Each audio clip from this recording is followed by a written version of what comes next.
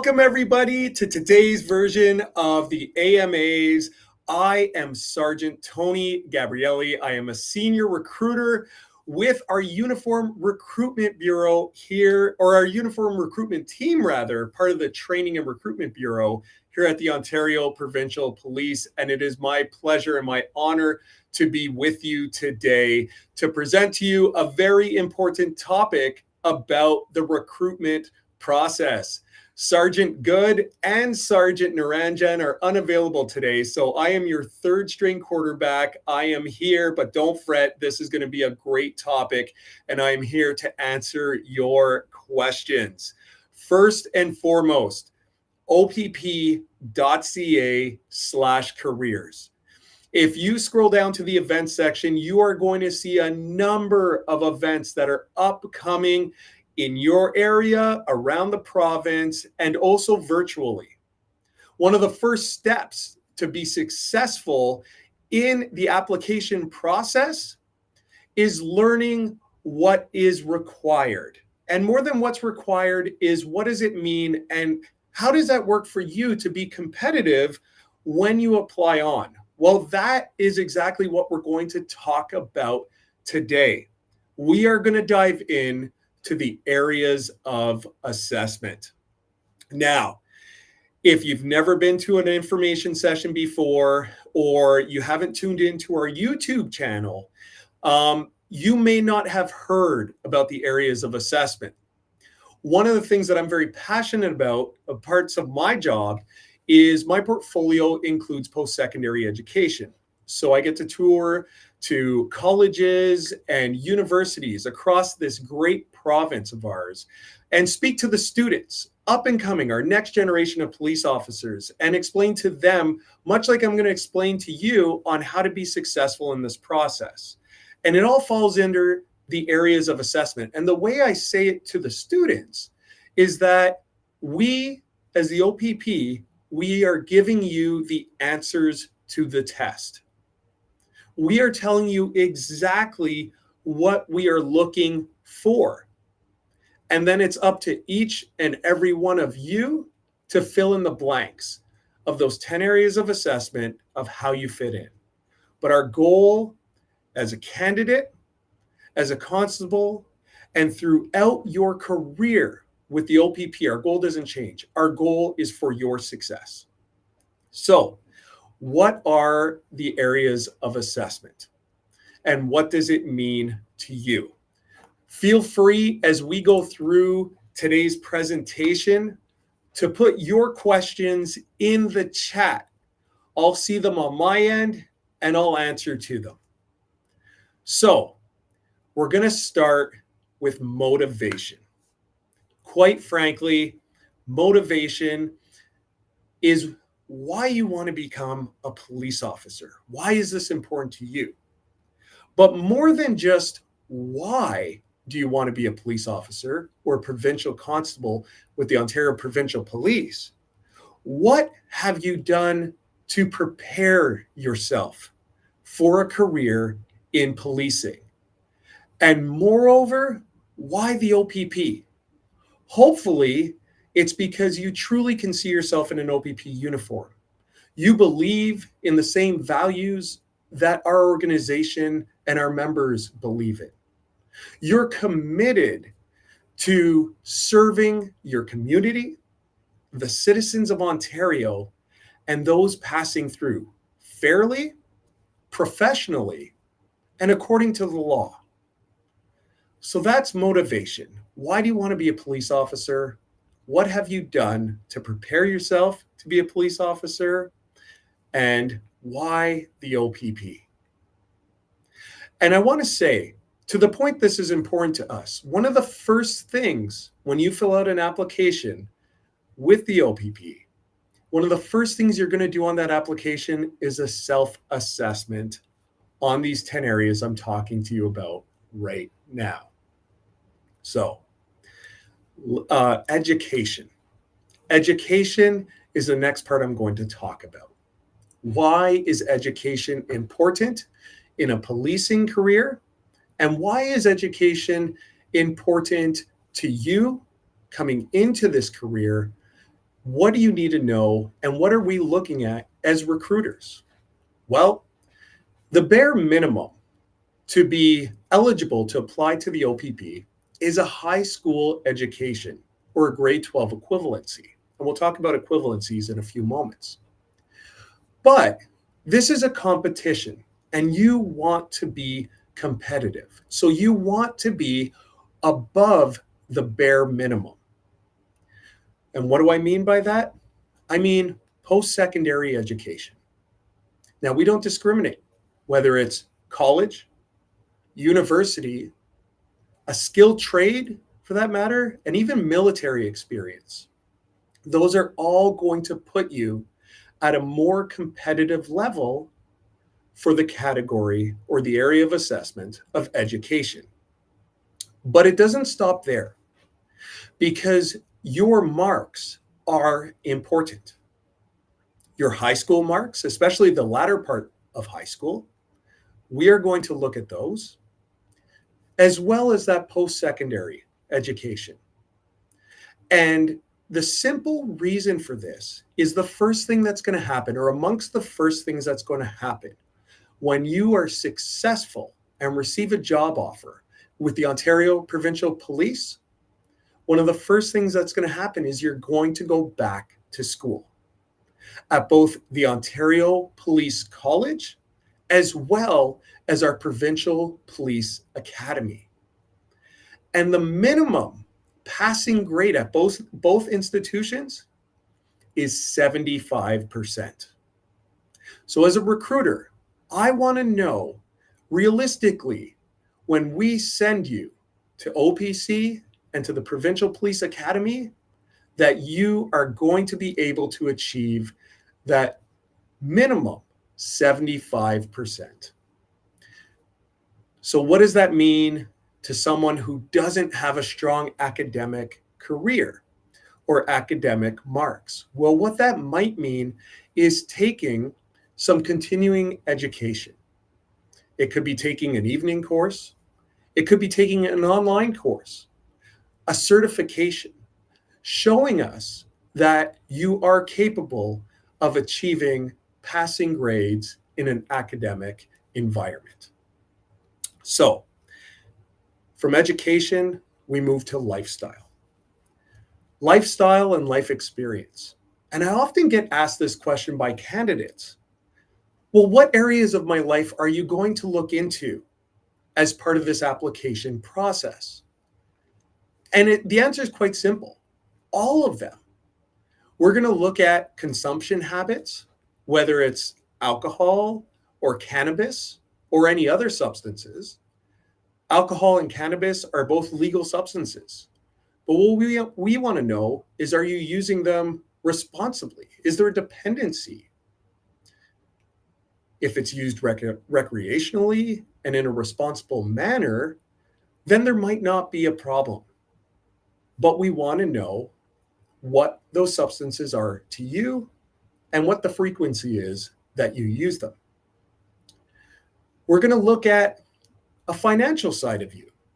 And I understand many of our viewers may still be students yourself and might not have much experience in the employment field, might not have much experience financially. What we are looking for is some financial responsibility. And more than just financial responsibility, that could be budgeting, saving, spending wisely. We're looking for also some of the blemishes that may come along with finances. If you've ever defaulted on a loan payment, if you've ever been subject to collections, if you've ever had any negative financial events, and more importantly than if you've had a negative financial event, what we want to know is what you then did. That's where growth comes in. That's where resiliency comes in if you've handled the situation appropriately. If you've continued to not handle the situation, that can be problematic to you. Inclusion, diversity, equity is a very important part of our policing process, of our application process, and of our career. As a provincial constable with the OPP, you are going to serve all of the citizens of Ontario, regardless of their background, their culture, how they identify themselves. We want to know that you are going to represent the OPP and serve those citizens and those passing through with respect, with integrity, with fairness and equality, and according to the law, in an unbiased manner, regardless of your own views. So we're going to ask about your experiences, your past experiences in those environments, those diverse environments. And also near and dear to the OPP's heart is our relationships and our bonds with the Indigenous communities across this great province. The OPP is committed to continuing to maintain those respectful relationships. In some cases, have taken years, if not decades, to be able to build that trust and partnership with many communities. It is not lost on us that we could lose that trust in a second. So, from a candidate applying onto the OPP, I would strongly suggest, from the point of view of a recruiter, to understand the challenges the Indigenous communities across Ontario have faced, not only recently, but over generations. That will serve you well in the application process and in the interview process to achieve your goal of being a successful candidate with the OPP. We're going to look at your online activity. And what do I mean by online activity? It's not just the internet nowadays, or it's not just subject to one area of the internet. It's really everything in the virtual world that you are interacting with. So we're going to be interested in what your online activity looks like on a day-to-day basis. So just your basic web searches, what type of content you're viewing, and those searches that you're making. But it extends much further than that. We want to see on your social media platforms, maybe it's blogs or type of forum websites that you contribute to and visit. Maybe it's online gaming. Maybe it's dating sites and profiles. Regardless of your virtual footprint, what we're looking for are the same qualities that we are looking for in a police officer in real life, because virtual right now is real life. So basically, are you living a lifestyle, both in person and virtually, that is conducive with becoming a provincial constable with the OPP?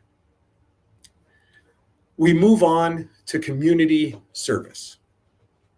Community service, if I asked a question to the group here, so if I asked why you wanted to be a police officer, I could guarantee you amongst the top answers are going to be to serve my community, to give back to my community, to be a role model to my community, to help those that are in need in my community. And I can tell you this right now, as a police officer with the OPP, unquestionably, that is exactly what you are going to do to the communities that you serve. Our challenge to you as part of the recruitment process is, what are you doing now to give back to your communities in a meaningful way? And so in many cases, this is going to come under the umbrella of volunteering, giving back to organizations or individual groups within your community, and really There's no wrong answer when it comes to contributing back to your community. There's not one particular area that we're going to be looking in. And I'll say full on, I understand the struggles that many individuals go through in finding time to volunteer in their community, because you might be studying, you might be in the workforce, you may be studying and in the workforce, or in the workforce working multiple jobs, plus maybe have a family on the side. I myself, I have 4 children. I have a very busy life. As a matter of fact, I often joke around when people ask me what I do in my free time. I chuckle because I ask them what free time is. I have negative free time, but I still, having 16 and a half years of policing experience, I still continue to give back and volunteer to my community. I coach youth sports. I'm involved with the Salvation Army. I'm involved with the Hospital Foundation. I'm involved in a number of other community-led initiatives within my community while working, while having a busy family life. A great mentor of mine once said, "We all have 24 hours in a day. It's up to you to choose how you use them." From community service, we move on to employment. And what I want to say about employment, there's a couple pieces here. One, we are going to ask you to attach a resume to your application. Along with the resume, where normally you're going to highlight your top 2 or 3 best employment experiences, on the application itself, the online application itself, we are going to ask you to list all of your employments. And this means the good, the bad, and the ugly. And we're hoping to see more good than certainly bad or ugly. But we do understand that sometimes some employment situations just don't work. Some interactions with supervisors just aren't good. So don't hide those. Be honest. If I could give you any advice in this whole process, honesty and integrity. Those are 2 uncompromising qualities in a police officer, and absolutely necessary throughout this recruitment process. So when we ask you to list all of your employees, we're even asking you to list cash jobs you may have or employment that you have not declared. We are asking you to list all of your employees, the time frame you were there, who the supervisors were, and what contact information you can provide for us to be able to reach them. What we're looking for in employment is overall a positive employment history.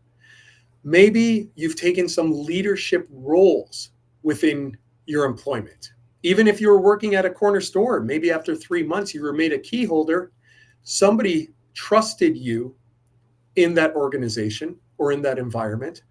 Maybe you became a supervisor, an assistant supervisor. Maybe you moved up to a management level. Or you know what? Maybe you took a trainee under your wing and helped support them to their success. That also speaks to leadership, and I'm going to talk about that next. When we talk about leadership, it's not just in employment. It can be, absolutely, but it could be in any area of your life. It could be in your community service. It could be academically or in employment. The fact of the matter is, I know each and every one of you tuned in today have leadership qualities. And what we want to know in the OPP as a recruitment team is for you to share those experiences and those qualities with us. And certainly, if you've led in a stressful time, in a time of crisis, or where individuals were in crisis, we want to know about that. That's great parallels to the career path that you're about to embark on. From there, we go to driving. The OPP, in my humble opinion, have the most beautiful and noticeable police vehicles, not only in this province, I would say in this country and internationally. They are highly recognizable. And anybody knows that who's driven down the highway when the car in front of you slams on the brakes because they've spotted one of our great officers conducting traffic enforcement on the side of the road. You are going to spend the early years of your career, or some of you may spend your whole career behind the wheel of our beautiful black and white cruisers. We want to know that you are going to operate them professionally, respectfully, and according to the law, even in exigent circumstances or in emergency circumstances. And how are we going to determine that? Well, the best predictor of future driving behavior is past driving behavior. So we are going to ask you about your past driving behavior, how many tickets you've gotten. And that's not just tickets in terms of getting pulled over. Nowadays, with modern technology, we know there are many speed cameras out there and red light cameras. We're talking about those as well. We're talking about how many times you've been pulled over and not given a ticket, but been given a warning. We're also talking about how many collisions you've been involved in and what the circumstances were of those collisions. Were you deemed at fault or were you not deemed at fault? What led to that condition, to that collision? Were there substances involved? And I always say this because it tends to be a sticking point with some candidates. When they come up and say, Tony, I have a problem. I think I'm highly competitive, but I got a ticket a month ago. It's a speeding ticket. I regret it. I took accountability for it. I was absolutely wrong. They took ownership for their actions. They didn't try to make excuses. They owned it. But they're worried that this is going to affect their file. And certainly we're going to talk about it and discuss it in an interview. Absolutely. But there's a big difference to having a speeding ticket 1 month ago versus having an impaired charge 1 month ago. If you received an impaired charge a month ago, I'm going to strongly suggest you are not prepared to become a police officer.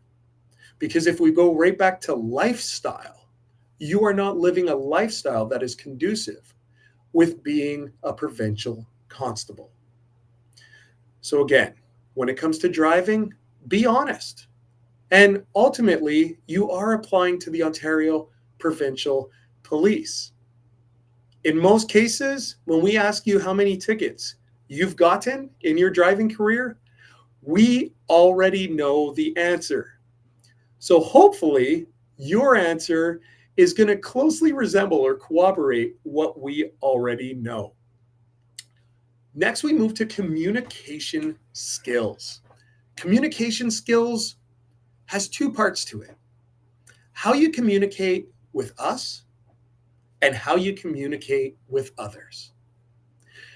And what do I mean by how do you communicate with others? Well, the magic word I would suggest to you is de-escalation. Or the word that we are looking for is de-escalation. And what do I mean by that? What I mean is when you are put into situations where you are dealing with individuals who are in crisis, who are angry, who are otherwise having a bad day. Maybe you work at a retail store and a customer has come back in and is giving you an earful because they want to return a product and because your policies won't allow them to return it, or your company's policies won't allow you to return it. They're frustrated, they're angry, and you are on the receiving end of it. We want to know how you are dealing with those situations. And as I previously said, hopefully you're de-escalating them and not adding fuel to the fire. Hopefully you're looking for a win-win. Hopefully you're putting yourself in their shoes, understanding the situation from their point of view. I'm not saying you have to agree with what they're telling you, but understanding it from their eyes, from their viewpoint, and being able to build a respectful enough relationship or conversation to come to some sort of understanding between the two of you. So that's what we're looking for when we talk about communicating with others. Communicating with us, this comes in multiple forms. But really, every time you are interacting with us, our police officers, our provincial constables that are out working the road, working throughout the province, if you come to our information sessions, if you come to our shuttle runs, and when you submit your application, you should be professional. Certainly, it goes without saying, respectful. What we're looking for, and for many of you, the first form of communication we are going to see from you is not actually you, but it's your application. It's when you submit your application, which I'll talk about in a few moments, but you're going to submit it online. So it's really words on a screen. We all know there's all kinds of technology out there today, spell check and other grammar-related tools that are going to help you with your writing. I talked about early on that one of the first things you're going to do in your application is actually a self-assessment. You're going to fill in these areas on that application to tell us how you fit in them. And you're going to give yourself a grade. But when you're writing that and in the rest of your application, we are looking at your spelling. We are looking at the grammar you're using, your punctuation. So for many of you who may speak multiple languages and English writing isn't your strong point, I would suggest having somebody who is good in English read it over or use a spell check at minimum to ensure that there are no spelling mistakes, because that is the first form of communication we are going to see of you. We also ask you to attach a picture of yourself to your file. That picture should look professional. This isn't just a job interview. This is a career. It is a lifestyle that you are about to embark on, and it is fascinating, filled with endless opportunities. By reading your application and seeing your picture before we've even interviewed you, we should know how important this career is to you. And then when we get into your interview, unlike some other services, it's not a board or a panel interview. It's not even an in-person interview. It is one-on-one with a recruiter, and it's virtual. Much like we are doing right now in this virtual environment, we will conduct your interview. And for some of you on here, the recruiter conducting your interview may even be myself. And if it's not myself, it's going to be one of my great colleagues. And the whole goal of the interview, again, comes down to your success. And it's going to be assessed through these areas of assessment that we're talking about. And when you're communicating in your interview, first and foremost, even though because it's virtual, you can be in the comfort of your home, the order of dress is still business attire.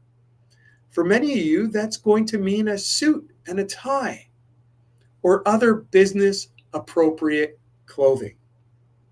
When you're answering your questions, we want to see mature, well-structured responses to the questions we're asking you, not slang, not short form. And also, don't cut off the recruiter when they're talking or when they're explaining something to you. Listen to the instructions that are provided to you. We go through great lengths to give you detailed instructions so that you understand what you are being asked and how you are being asked to respond to the questions. So that's the two sides of how you communicate with us and with others. Next, we look at special skills. And what do I mean by special skills? I mean special skills that you have that you are going to bring into the OPP as a frontline provincial constable that have a parallel to policing. Some of you may already have your firearms or PAL license. Some of you may have your boating license, experience on ATVs. Some of you may drive truck or be a mechanic. Some of you may have a scuba diving license or even an aviation license. Whatever it is that has a parallel into policing, we want to know about it. And this includes mixed martial art training in whichever discipline, the military experience, if you have that, in any form, whether it's a full-time member or a reservist. We want to know what special skills you are bringing into the OPP. And along with those skills, what languages you speak. What languages you're able to talk in, read in, and write in. What's your proficiency level? Are you proficient or, are you at a beginner level?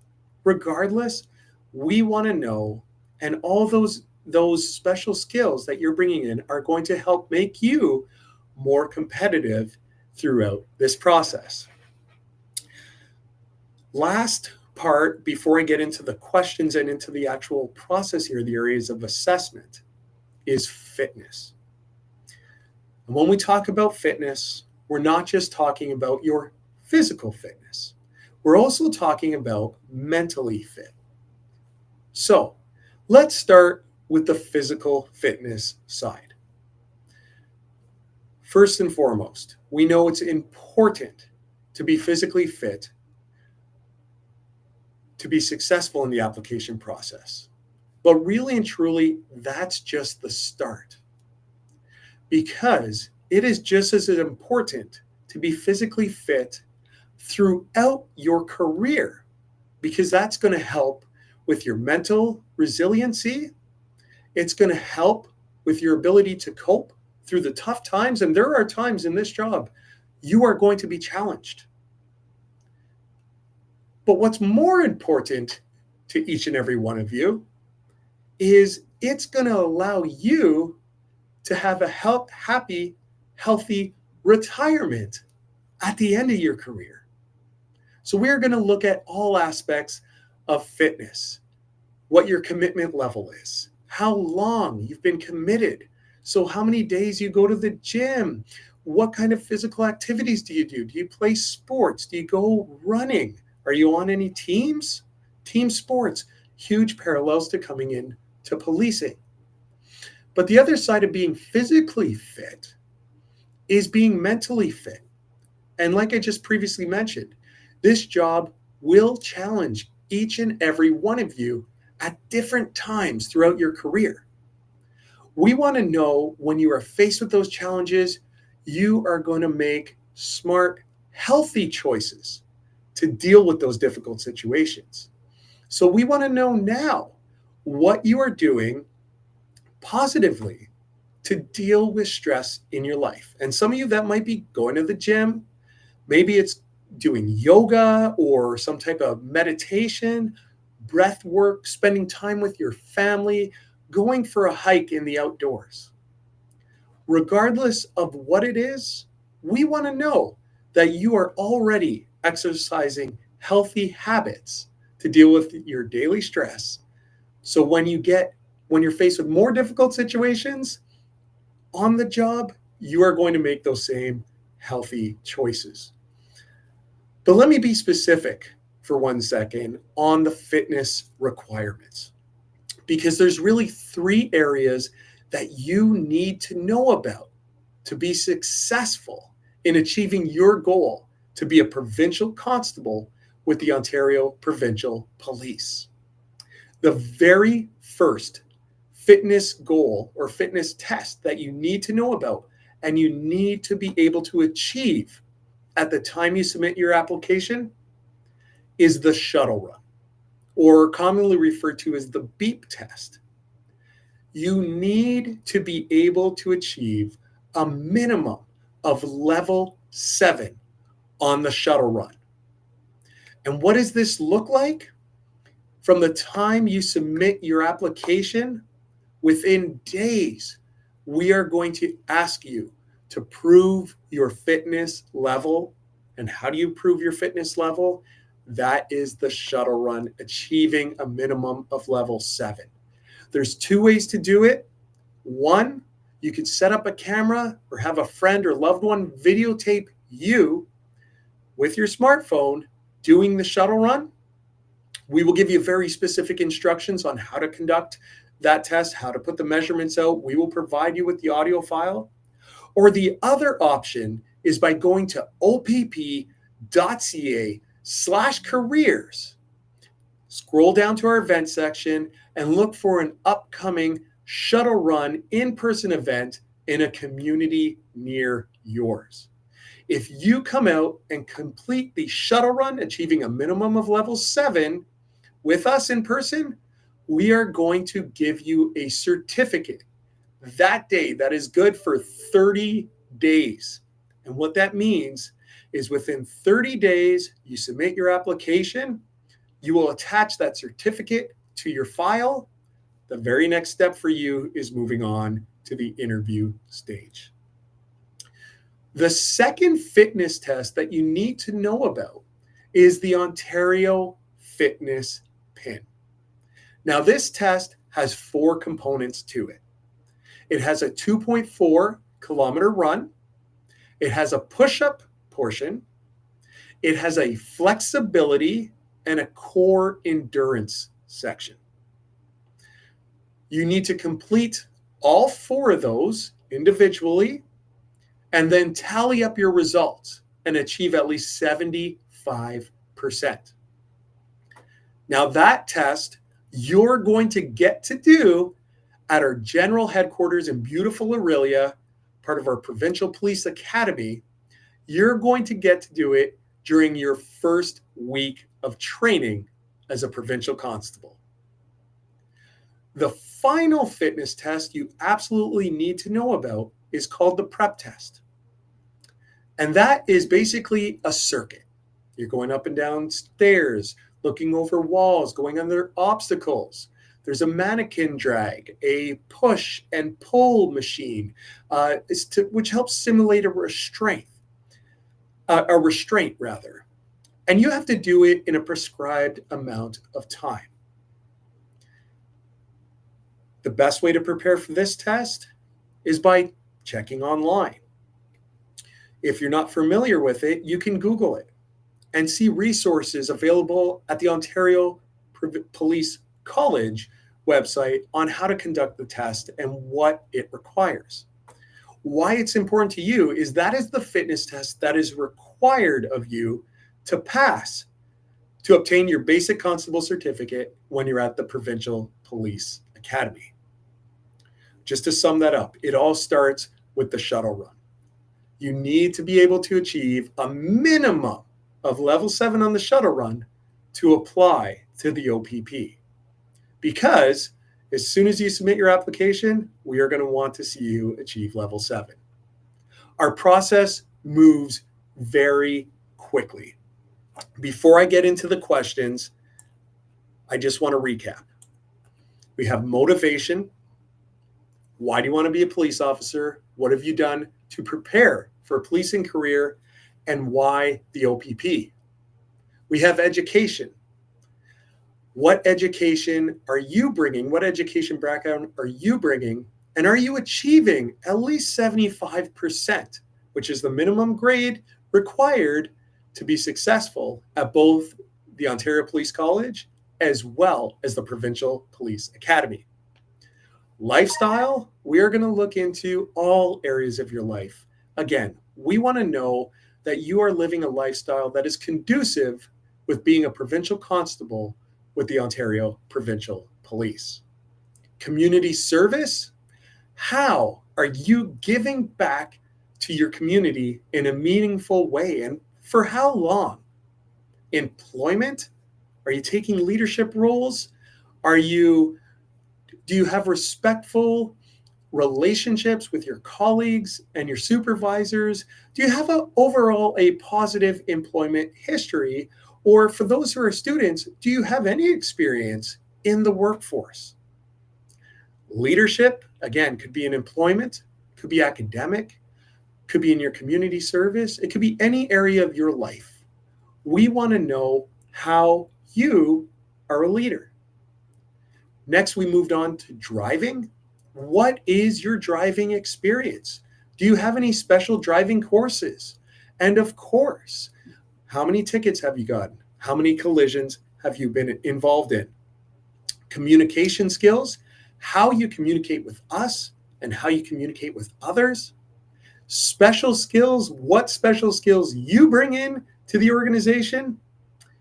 And fitness, both your mental fitness or stress management, as well as being physically fit. By the way, opp.ca/careers, that is how you start this journey.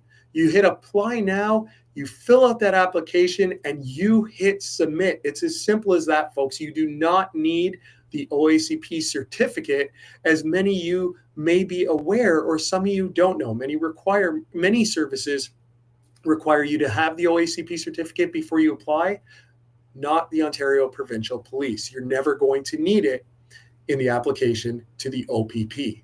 First step is opp.ca/careers, hit apply now, fill out the application, and hit submit. Our process on average right now moves extremely fast. And what do I mean by extremely fast? I mean from start to finish. Start being when you submit your application. To finish is when you are in an OPP uniform at our beautiful general headquarters in Orillia, Ontario. 92 days from start to finish is the average time right now. For some of you that are students or recent graduates, really, that means by next semester, you can be in an OPP uniform and starting your career as a police officer. It is that quick. Our process is designed for you to be successful. There are no trick questions. This is all about you and how you fit in to the 10 areas of assessment we just talked about. And the last thing I want to touch on this is we are hiring in large numbers. The OPP is the largest police service in the province of Ontario. We have almost 10,000 members, almost 6,000 of which are uniformed officers. Another 3,000 are civilians, and upwards of 1,000 are volunteers or auxiliary members with the OPP. Being the largest police service in the province, we also hire in larger numbers than any other police service. That means your opportunity to be successful is with the OPP.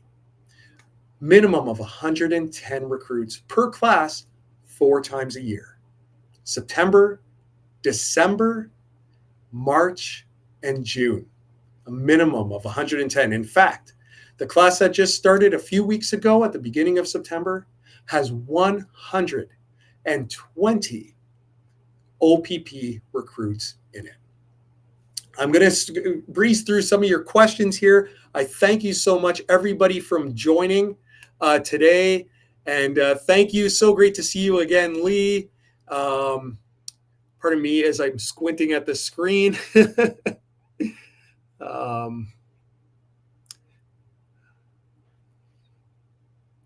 So the prep test, yes, it is basically the obstacle course where you are going over the obstacles. That is correct. Thank you so much for those that have joined before.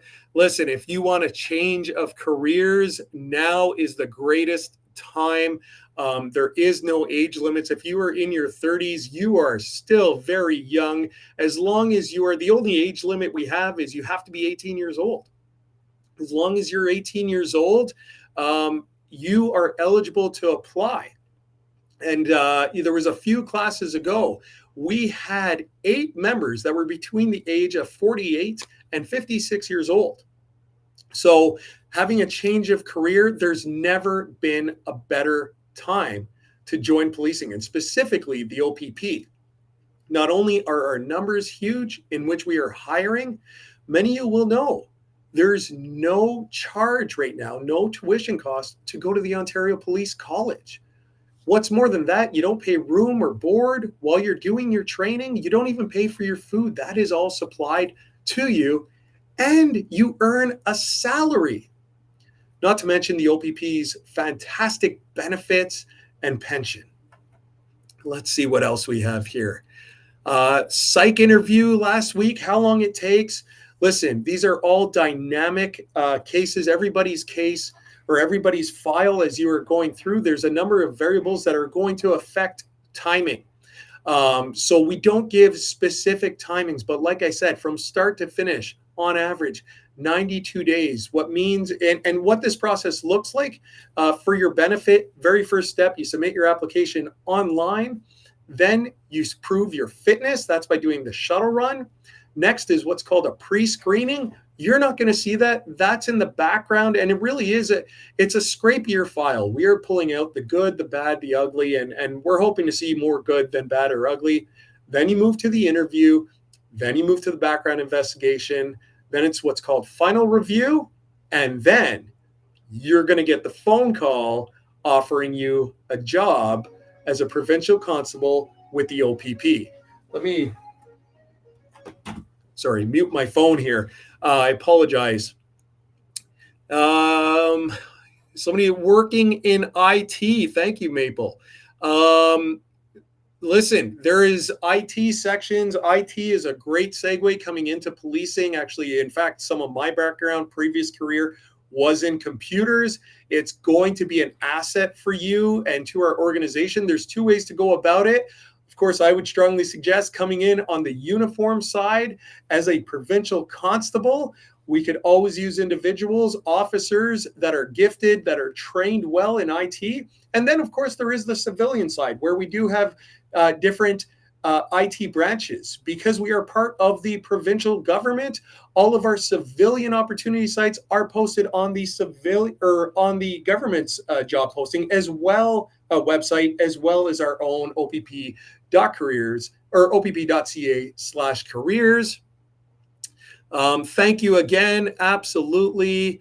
The OPP, the next recruit intake. So the recruit intakes, I think I already talked about them. So many of these questions maybe we addressed, but they are, bear with me again.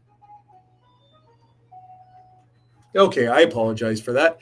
Our recruit classes are September, just happened, December, March, and June. 4 classes, 4 intakes per year. So we are hiring folks 24/7. There's not a specific time frame. We are hiring all the time. My suggestion to you is getting your application in as soon as possible. And if you're on the fence about applying, my suggestion to you is apply. Because the question comes up, many of us are afraid of failure. And so the question comes up, what happens if I am declined in this process? If I'm not successful, does that mean I'm never going to be a police officer? Does that mean my chances are gone? No. In fact, it means the complete opposite. And I've provided this advice to my own family. If ever you're not successful in the process, at whatever point in the process, that is not the door closing. That is the door just opening for you.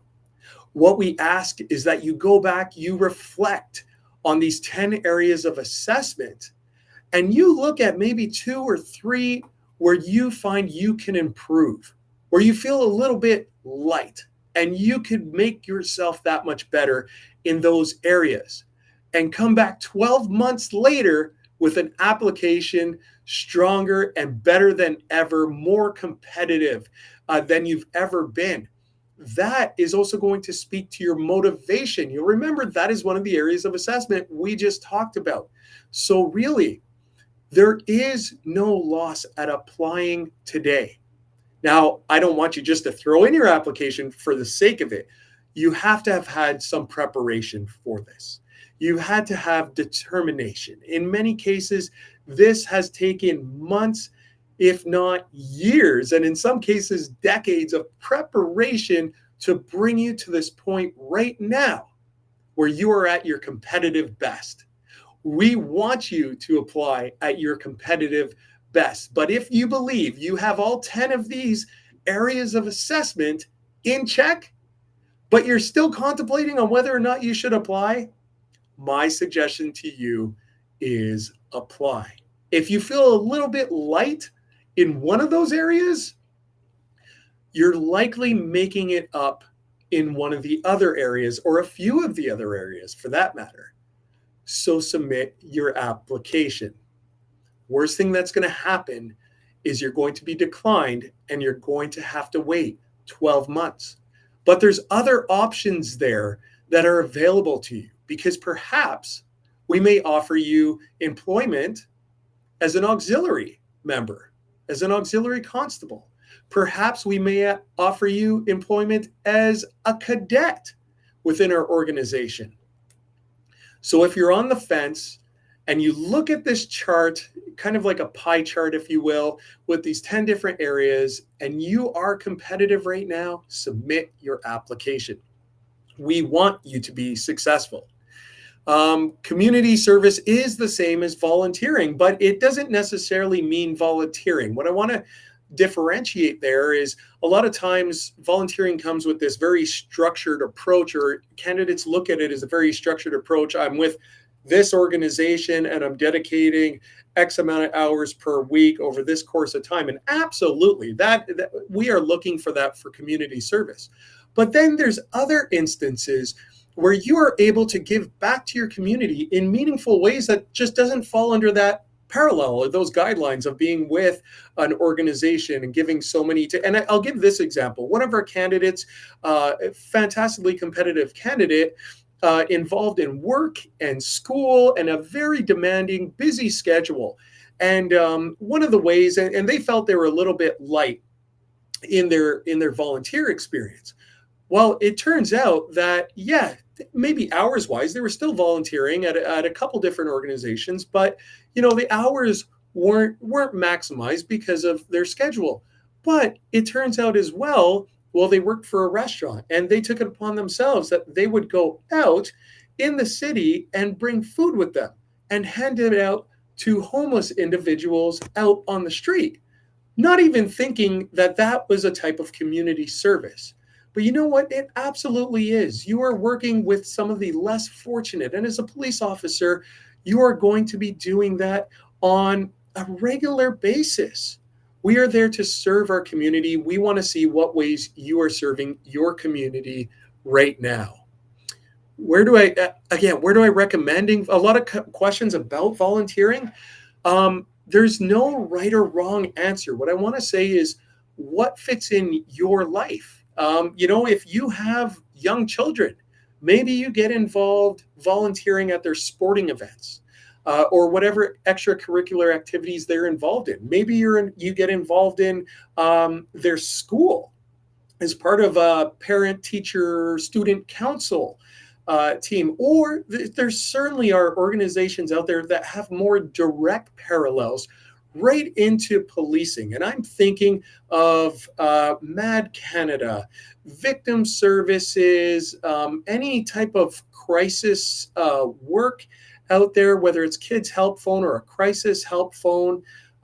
Listen, if you're really struggling, my predecessor, Sergeant Vinny Hick, a great individual, some of you may have known, retired now, and I wish him nothing but the best because he's such a great individual. He would always say, if you're really struggling to find meaningful volunteer work, go down to your local seniors residence in your community. and just present yourself at the front desk. Explain, what you're doing in this process here, and ask, is there a senior that could use an hour or so of just having a coffee together and some communication. I guarantee you, they're not going to turn you away. Or right now in many of our communities, we know there is struggles with homelessness. There's many soups kitchens out there, or Meals on Wheels. These are all great organizations that many of which are going to be able to provide direct parallels to some of the situations and individuals you're going to interact with from a policing perspective. And again, our goal, our hope for you, and certainly when you are in an OPP uniform, is that you are going to treat everybody professionally, according to the law, and impartially. You are going to serve with accountability, integrity. You are going to serve with courage. I sum it up by saying you're going to be committed to always doing the right thing for the right reasons for the citizens and our communities in Ontario. We scroll through a couple more.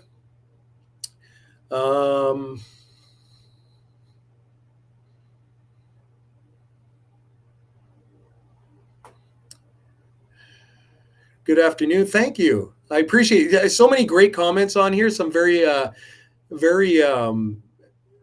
nice words. Thank you so much.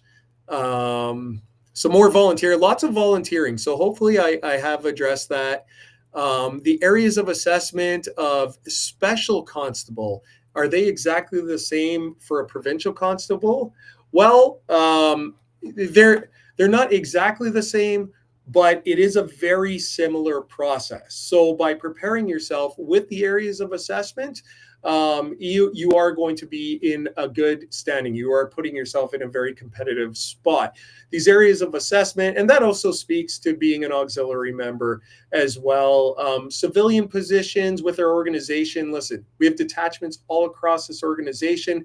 Some of those civilian positions or opportunities are directly in those detachments. Other are in some of our regional buildings, like regional headquarters, or our general headquarters. Some of those jobs are very job specific, where they are detailed, and you have to have quite a background or competency in that domain.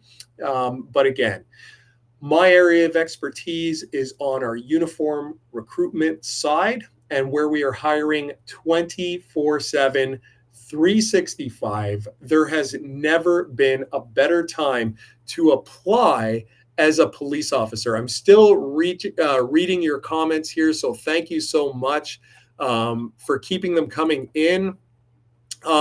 This is a great question, and we didn't talk about this, but talking about postings and why this is such a great question is there's a lot of misinformation out there. Some individuals you may hear say, oh yeah, the OPP, and I'm generalizing down in Southern Ontario. So bear with me for 1 second, because I know our viewers are tuned in all over across us in our beautiful north, and then some outside of the province as well. So thank you for tuning in from all over the place, and specifically all over the province. But I do a lot of work in and around the GTA, the Greater Toronto Area, and there is very much a myth that, which of course has a very dense population, there's a myth that the OPP is great if you go to the north. So if you start your career in Wawa or Moosonee or Armstrong or Pickle Lake or one of our other beautiful northern communities that we are very fortunate to police. And there's some truth there, but it's not the entirety of the truth. And the other myth is that the OPP only does traffic. And again, that is very, I want to say, GTA-centric approach, because generally around the Greater Toronto Area, when individuals see OPP cruisers, they are mainly on the highway. And that is because our province is divided up into 6 regions. We have Northwest, Northeast, then we have West, Central, and East. And then in the middle, around the GTA of Southern Ontario, the middle, in between East and West and encompassing Central, the lower part of Central, is our Highway Safety Division.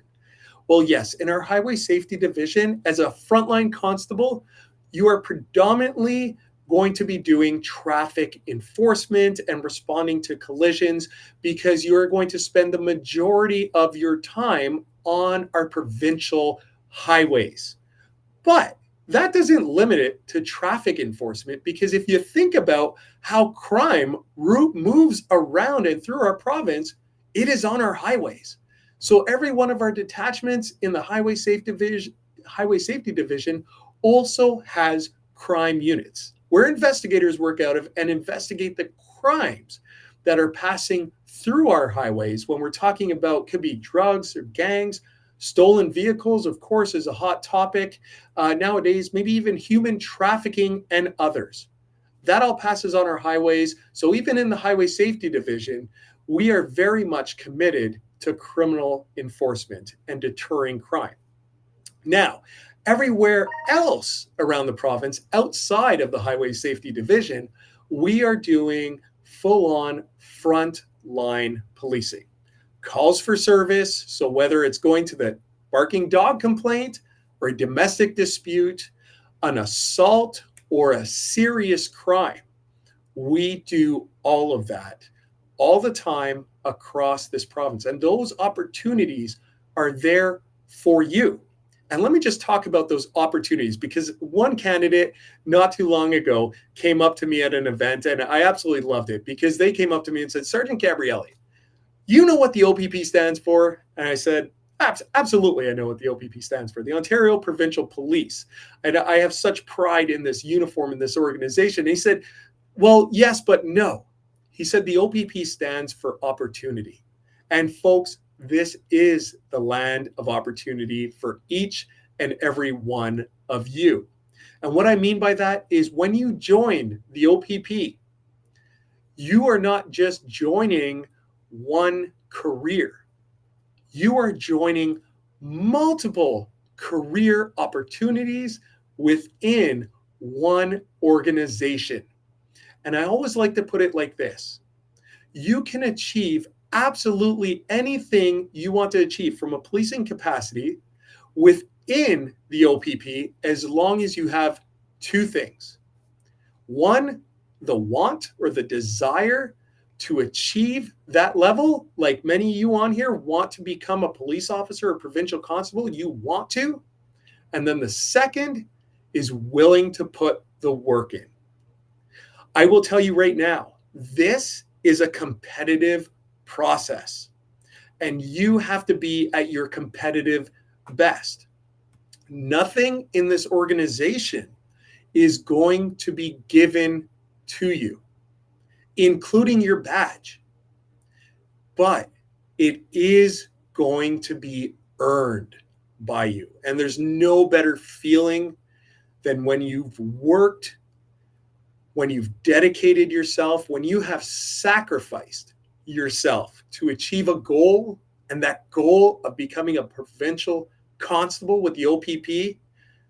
I'm sorry, folks, but that equates itself with being drafted to the NHL or the NBA or the MLB or any other major sports league that you enjoy, or winning the lottery. Folks, this is the land of opportunity, and these opportunities all await you across this province. What I want to talk about with our northern deployments, and where I say there is some truth to that. So our goal in recruitment and our goal in serving the province of Ontario is that you are serving communities where you want to work. We have two main goals. One is our operational need, where we need officers in this province, and two is where our candidates want to be. And our goal is to put you in the locations and the communities you want to serve. And if you want to find out more information about our northern deployments, where there are northern incentives, which means you can make a lot of extra money on top of your salary, as well as other benefits and training opportunities, I encourage you to tune in to our northern deployment info sessions with our northern recruiters who will be happy to share that information with you. One last question here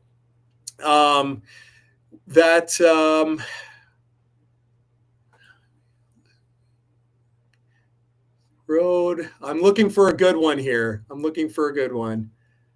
Background checks.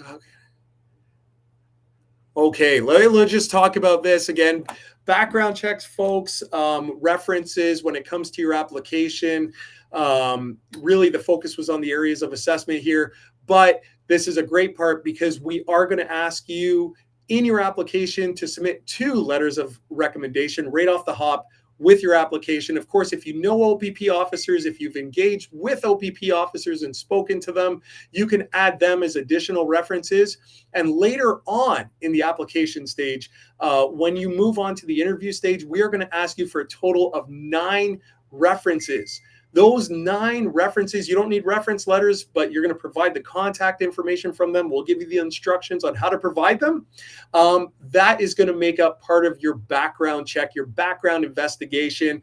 The background investigator is going to reach out to not only you, but all of your references. And basically, they're there to corroborate all the good information we already know about you. Again, our goal in this whole process is your success. There's never been a better time to join policing, and specifically the Ontario Provincial Police. I encourage each and every one of you to visit opp.ca/careers and apply now. Thank you for joining us today, and I wish you all a great and safe day.